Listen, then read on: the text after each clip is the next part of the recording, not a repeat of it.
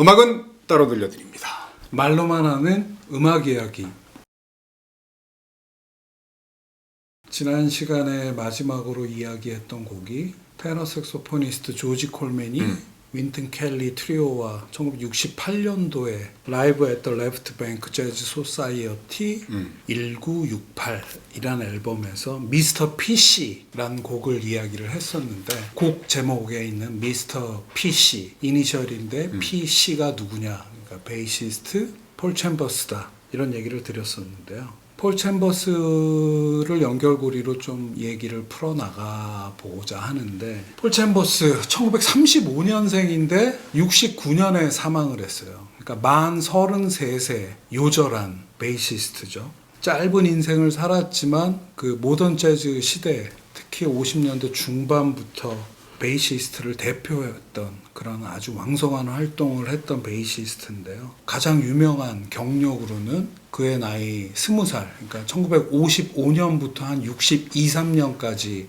가담했던 마일스 데이비스 퀸텟, 그 마일스 데이비스의 퀸텟, 50년대 퀸텟을 First Great 퀸텟이라고 하는데, 그 퀸텟의 멤버였죠. 마일스 데이비스와 결별하고 나서는 윈튼 켈리, 드러머 지미 컵과 함께 윈튼 켈리 트리오로 밴드는 그렇게 주로 활동을 해왔는데, 제가 폴 챔버스를 가장 주목하는 부분은 뭐 엄청난 활동력을 가졌던 베이시스트 같아요. 그러니까 사이드맨 연주가 엄청나게 많은데, 그래서 이제 재즈를 들으면서 폴 챔버스란 이름을 만나는 경우가 아주 많은데, 특히 이제 처음에 재즈를 제 경우에는 듣다 보면 뭐 블루노트나 혹은 유명한 뮤지션들 음악을 듣는데, 앨범마다 폴 챔버스를 만나게 돼서, 야, 이분은 엄청나게 많이 활동을 했구나.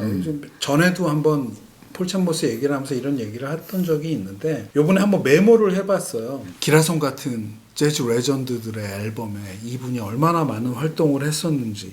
존 콜트레인 앨범에는 블루 트레인, 소울 트레인, 자이언트 스텝스 뭐 이런 앨범에서 폴 챔버스가 베이스를 연주하고 있고요. 트럼페터 리모건 앨범에는 뭐 더 쿠커, 리 웨이 뭐 이런 앨범에서 연주를 했고, 기타리스트 웨스 몽고메리의 풀 하우스라는 라이브 앨범에서 아주 훌륭한 연주를 해주고 있고, 소니 롤린스 앨범에는 테너 메디니스라는 앨범에서 연주를 같이 하고 있고, 같은 테너 색소포니스트인 행크 모블리는 소울 스테이션, 워크아웃 이런 앨범에서 연주를 하고 있고요.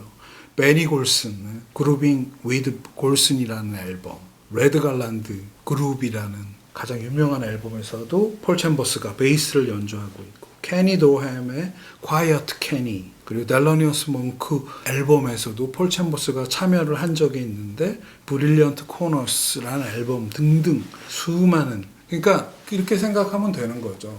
그가 본격적으로 활동했던 50년대 중반부터 60년대 중반까지는 그냥 베이시스트는 그가 탑이었다. 그러니까 그렇게 생각을 할 수 있는 거죠. 김 감독이 더 소개하기 전에 잠깐 참고삼아 말씀드리면, 건물로 치면 그 기초는 드럼이고 기둥이 베이스랍니다.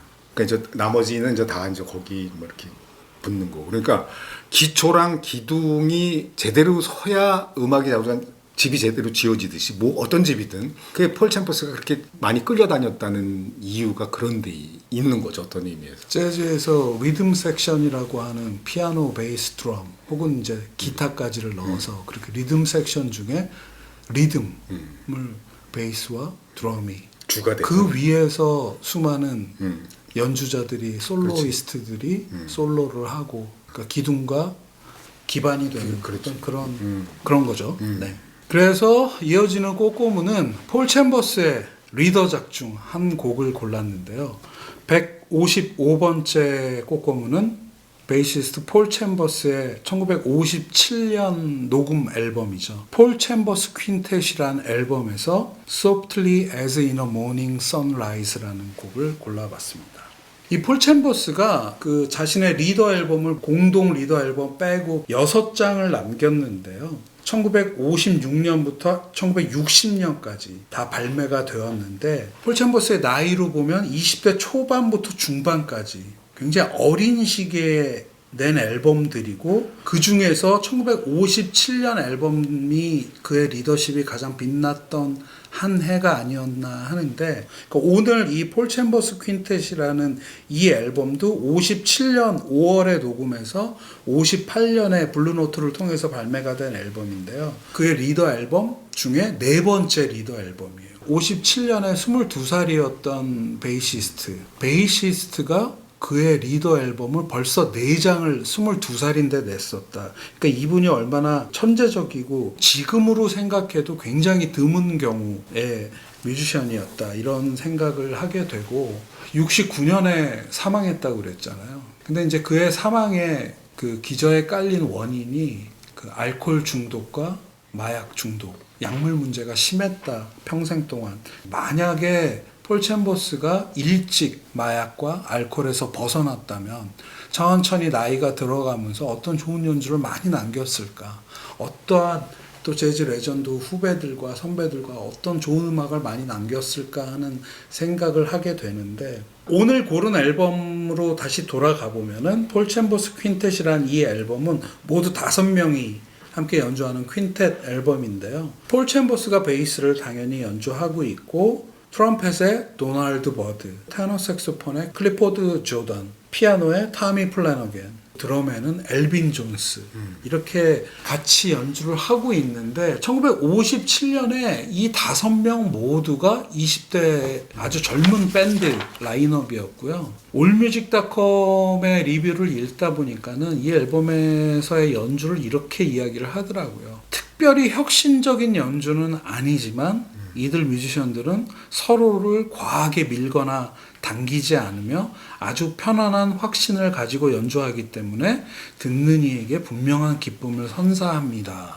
이렇게 써 있는데, 이분들 모두가 본격적으로 음악을 하면서 음악적인 자신의 잠재력을 폭발시키기 이전의 연주이기 때문에 그러니까 너무 힘주지는 않는데 굉장히 들으면 짱짱하고 그 당시 기준으로 아주 세련된 연주가 아니었을까. 이 베이시스트 폴 챔버스의 이 앨범은 새로운 시도를 하거나 엄청난 연주력 이런 게 아니라 서로 어울림으로 이렇게 짱짱한 어우러짐을 들을 수 있는 그런 연주라는 생각을 하게 되고요. 오늘 고른 Softly as in a Morning Sunrise라는 곡은 이 앨범에서 관악기 주자, 그 도널드 버드랑 클리포드 조던은 빠지고 베이스, 피아노, 드럼 이렇게 셋이 트리오로 연주를 하는데 첫 음부터 베이스가 리드를 하죠. 솔로를 연주를 하고 주도적으로 하고 있는 3분 6초 정도의 아주 짧은 소품인데요. 그러니까 드러머 엘빈 존스가 본인의 성향과는 다르게 굉장히 소프트하게 브러쉬로 연주를 하면은 그 위에서 피아노도 폴 챔버스의 베이스로 이 메인 멜로디를 이어가는데, 가장 막내이자 리더인 폴 챔버스의 베이스 솔로를 두 분이 아주 조용히 보좌하는 그러한 연주인데요. 굉장히 짧은 소품이기 때문에 그냥 지나갈 수 있는 연주인데, 저는 이 앨범에서 Softly as in a Morning Sunrise를 굉장히 좋아하는 이유가 있는데, 일부러 찾아서 듣는 부분이 있어요. 재즈에서 매력을 느낄 수 있는 부분이라는 생각을 하게 되는데, 한 1분 30초 정도 베이스가 솔로를 해 나가다가 피아니스트와 베이시스트가 이렇게 역할을 싹 바꾸는 그 부분의 그 연결감이 굉장히 뭐랄까 감칠맛이 아주 훌륭하달까? 그 아주 짧은 부분, 그냥 지나칠 수 있는 부분인데 아주 절묘한 바통 터치, 한번 꼭 들어보셨으면 하는 바람인데, 절묘한 이 연결감을 가진 이 두 명의 뮤지션, 폴 챔버스, 타미 플래니건, 이 두 분은 동양 출신이에요. 미시건주죠. 디트로이트 출신이더라고요. 뭐 디트로이트 하면 뭐 전통적인 자동차 공업 도시이고, 음반회사 모타운이 모터 플러스 타운이, 그러니까 자동차와 도시, 모타운이란 레코드 레이블의 고향이기도 하고, 힙합 뮤지션 에미넴의 고향이기도 하죠.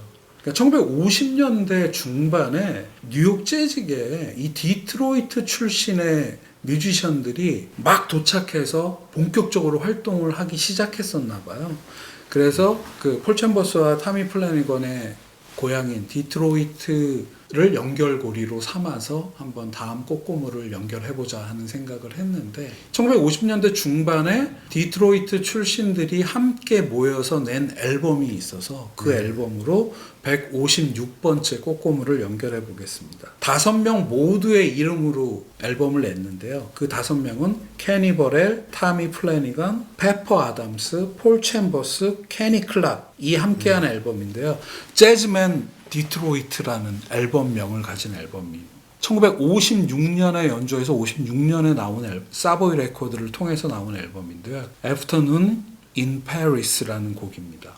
케니 버렐이 기타를 연주하고 있고요. 페퍼 아담스가 바리톤 색소폰을 연주하고 있고 타미 플래너겐이 피아노, 폴 챔버스가 베이스, 이렇게 4명은 모두 20대 초중반의 젊은이들이었고 이들 모두가 디트로이트 출신이고요. 드럼은 케니 클락이 담당을 하고 있는데 가까운 펜실베이니아주의 피츠버그 출신이라고 합니다. 정말 화사하고 밝고 상큼하고 아주 자켓 느낌이 참 좋았어요, 정말. 네. 본인의 악기를 갖고 이렇게 오픈카, 그 50년대 클래식한 빈티지 카에 이렇게 올라타 있는데 앨범명 그대로 재즈맨 디트로이트, 디트로이트에서 온 4명의 젊은이들 플러스 케니 클락. 이 케니 클락은 비밥을 탄생시킨 드러머이죠. 디지 길레스피, 찰리 파커, 델러니어스 몽크 등등과 함께 비밥 드러밍에 어떤 혁신을 가했던, 이 당시 56년에 케니 클락은 42살에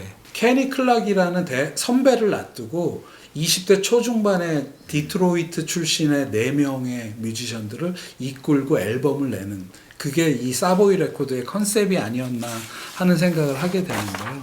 케니 클락 드러머의 비밥을 듣고 자란 디트로이트 출신의 4명의 젊은이들을 만나게 한다. 이게 컨셉이었던 것 같고 그 점이 굉장히 흥미로운 점 중에 하나죠. 이 앨범이 나중에 리이슈 될 때는 케니 클락 미츠 더 디트로이트 재즈맨이라는 앨범이더라고요. 그래서 케니 클락이 디트로이트 출신 아이들을 이끌고 내는 그러한 앨범. 그래서 어떤 리뷰에 보니까는 모터시티, 즉 디트로이트에서 뭔가 특별한 일이 그 당시에 벌어지고 있었다는 것을 알린 최초의 LP라고 올뮤직닷컴의 리뷰에 써 있던데, 이들 모두가 경력을 시작하는 단계였고 이제 막 유명해져서 달려나가기 시작하던 단계였는데, 모두의 첫 번째 앨범은 아니지만 아주 중요한 경력 초기의 레코딩이고 같은 고향 출신의 뮤지션들을 모았다는 게 그런 또 역사적인 의미가 있지 않나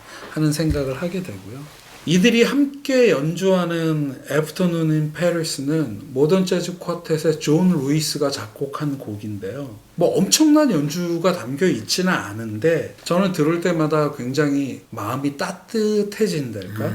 이제 막 시작하는 젊은이들이 뉴욕에 도착을 해서 다들 몇 달 안 됐을 때라고 하는데, 물론 제일 막내인 폴 챔버스는 이미 마일스 데이비스 퀸텟의 베이시스트가 된 지 1년 정도 지난 다음이고 앨범도 레코딩을 여러 번 했던 그러한 시기였지만, 이제 막 시작하는 동양의 젊은이들이 서로를 응원하는 분위기가 그냥 이렇게 느껴진달까? 그래서 굉장히 좀 따뜻한 느낌의 그런 개인적인 감상을 가지는 연주가 담겨져 있고요. 그래서 자세히 들어보면은 바리톤 색소포니스트 페퍼 아담스도 향후 그가 하는 굉장히 괄괄한 바리톤 색소폰이 아닌 굉장히 사근사근한 연주를 하고 있고, 기타리스트 케니 버렐도 이때 이제 경력을 시작해서 한 1년 정도가 지났을 때라고 하는데 굉장히 신인답지 않은, 어쩌면 이 앨범을 리드하는 듯한 그러한 기타 연주를 하고 있고, 타미 플래너겐이 서두르지 않고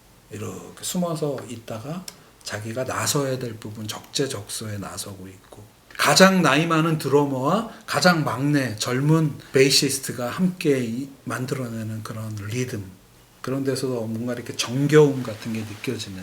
그러니까 미국이란 워낙 큰 나라에 디트로이트의 방언이 있는지 없는지 제가 알 수는 없으나 같은 말투를 쓰는 젊은이들이 내는 자신의 악기로 서로 어우러져서 내는 그런 따뜻함, 그런 게 있는 앨범이다. 꼭 들어보시길 추천드리며 오늘 이야기를 마치겠습니다.